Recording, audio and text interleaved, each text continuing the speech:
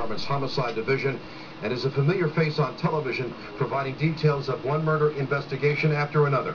But now it is Brady himself who is at the center of a major controversy.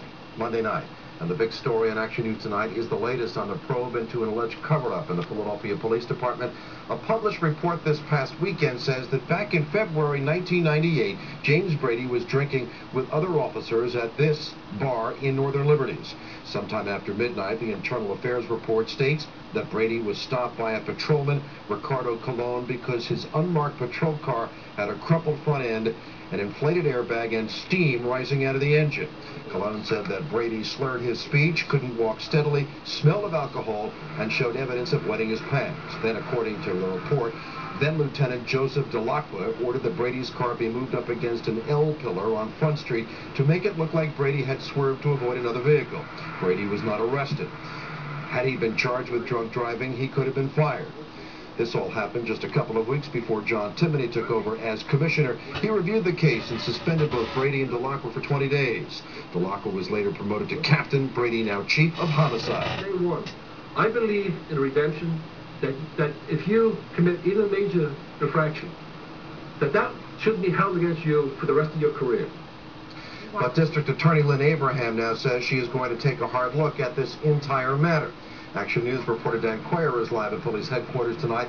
Dan, how did all this provocative information come to light in the first place? Well, believe it or not, Jim, this cover-up came to light during a federal civil rights trial last week brought on by a former Philadelphia police officer. The officer was trying to prove that he was forced out of the department for blowing the whistle on illegal or improper behavior by other officers.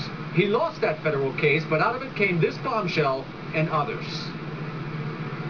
If Commissioner Timoney has redemption in his heart, I'd certainly be pleased to receive some of that redemption, because I lost everything. Former police officer John DiLacqua says his former supervisor, then Lieutenant Joe DiLacqua, already had a dubious history long before he ordered a phony accident be staged to protect Captain James Brady. Back on September 6th of 1996, DiLacqua says an exotic dancer was involved in a serious accident in which her passenger was killed. DiLacqua says he could smell alcohol in the driver's breath and pleaded with DiLacqua to have her breathalyzed. At the time, he was using a tape recorder to document what was going on in the department. This recorded conversation with his supervisor DiLacqua was played in court.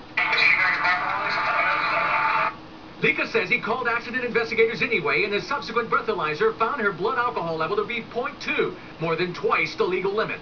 6 days later, in yet another case, DiLacqua says he stopped a weaving car in which both male occupants admitted they had been drinking heavily and using cocaine. They were also driving a car with a stolen plate. DiLacqua says DiLacqua ordered him to let the two go anyway and let them drive on home. DiLacqua later denied the incident to IAD investigators, even though the two men in the car said it was so. We have about 3 incidents at least in where this man has lied during official investigations, and he gets some redemption. All I did is tell the truth. And he's not the only one. Attorney Gerald Williams has represented other officers who blew the whistle and got in trouble. This is the latest example of a pattern that's been in that department for a long time and has certainly not changed with the current administration. Williams says he has learned from representing officers who blew the whistle that the official policy within the department is misconduct should be reported. Unfortunately, he says it is not encouraged, and that is something that he says needs to change. Live at police headquarters in Center City, I'm... Good to have you with us.